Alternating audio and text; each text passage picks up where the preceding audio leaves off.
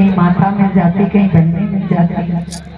हमारा तो आप ही परिवार हो, अपना परिवार तो यहाँ से 300 किलोमीटर दूरी पर बैठा है। ऐसा नहीं है कि याद नहीं आती, कभी कभी याद भी आती है, लेकिन आप में जो है किसी में माता का भाव दिखता है, किसी में पिता का भाव दिखता है, किसी में भाई का भाव, किसी में बहन का भाव, किसी में जो है भोजन करोगी अब या कथा के बाद में।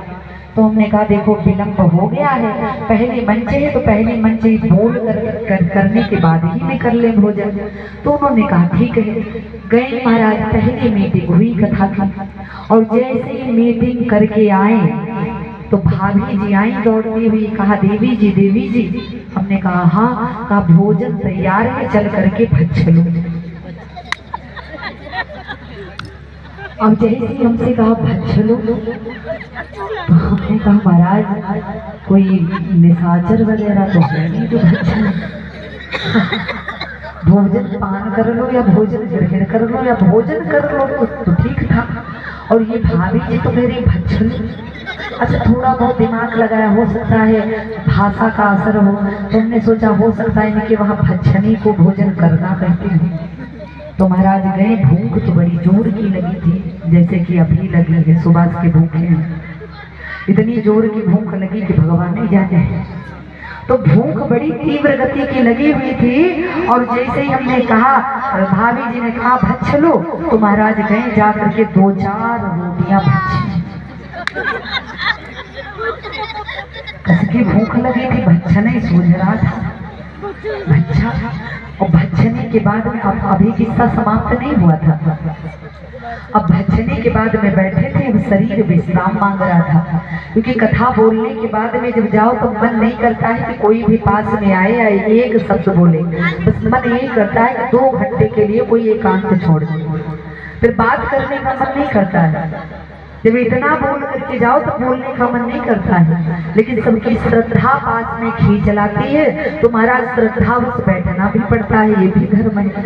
जी हमने कहा हाँ। कहा बिस्तर तैयार है न, बड़ी अच्छी बात है। कहा जा करके लुढ़क जाओ।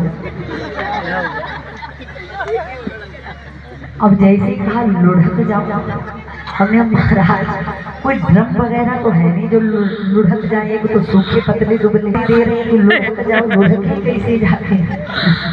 फिर थोड़ा सा दिमाग लगाया, शायद इनके वहां लुढ़कने को लेटना कहते हो। हम भैया गए, आराम से पैर फैला करके लुढ़क गए, और लुढ़के की थे। अच्छा भक्षना ठीक था, लुढ़कना ठीक था, तीसरी मुसीबत जो भाषा की आई भगवान।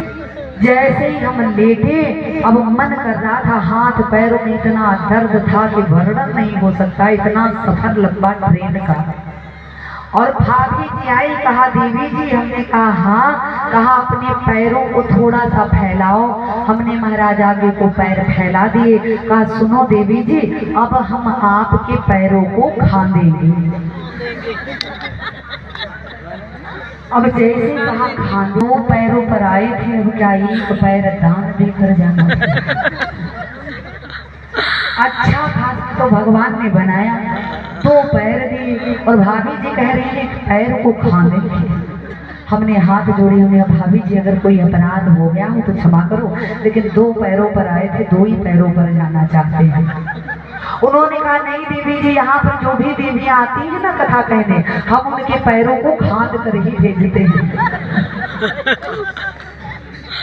हमने कहा जी मुसीबत, पहले पैरों को खंडवाए फिर जाए, ये किस पुराण में लिखा है। हमने कहा भाभी जी आपका बड़ा अनुग्रह है, इतना अच्छा भोजन कराया, इतना अच्छा आपका विश्राम कक्ष है, लेकिन ये जो पैर खादने की बात आपने करी है, मुझे बड़ा कष्ट हो रहा। हम अपने पैर नहीं खंडवाएंगे, और अगर ज्यादा ही आपको पैर खादने की आती है ना आप, तो एक काम करो, हमारे रहने दो, हमारे साथ में जो संगी साथी है ना इन सबके खा।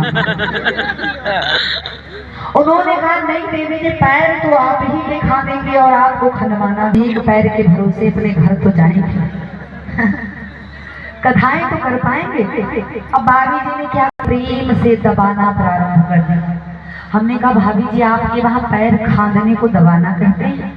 कहा हाँ, तो हमने कहा तो फिर पहले ही बताना चाहिए था, दोनों पैर खांदो। हम तो थके हारे आए हैं, दोनों पैर खांदो, तुम्हारा मन ना भरे